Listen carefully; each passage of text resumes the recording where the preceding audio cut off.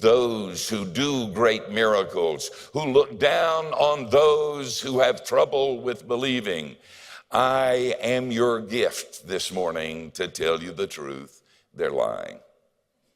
They don't mean to lie. They feel they have a responsibility to bolster you, but they are lying. Don't believe them.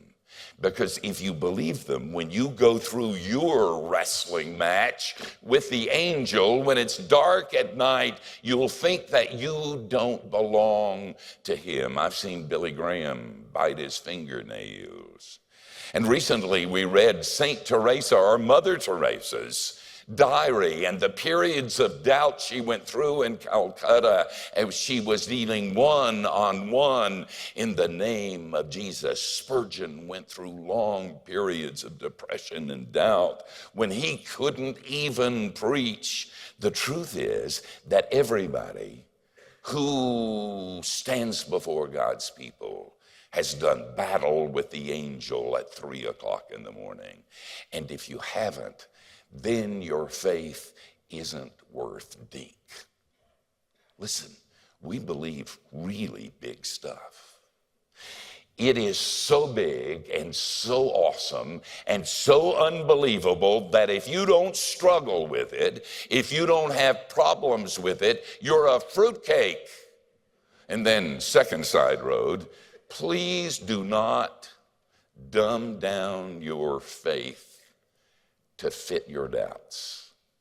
Look, if you will, at the 33rd verse. The Jews answered him, it's not for a good work that we're going to stone you, but for blasphemy, because you being a man make yourself God. Bingo. They've got it. This is a big thing, and you can't sand it down. You got to deal with it on its own terms. It is real, and it is big, and don't change it so that it fits your doubts. Emo Phillips said, when I was little, I prayed to God for a bicycle. And then I found out that's not the way it worked, so I went out and stole a bicycle and asked for forgiveness. Let me tell you what I've done in my life. I was an intellectual once.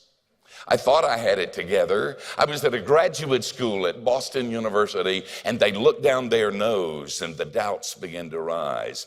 And so I decided that things like the virgin birth were simply symbolic. And that intellectuals knew that dead men didn't get out of graves. And the Bible wasn't totally true. It was how men and women saw God and reported it to us. And then they told me that my little girl was dying. And I reached for my faith, and it was no longer there. Listen, if you don't believe it, that's cool. But don't change it. If you can't accept it, become a Buddhist. That's all right, but don't change it.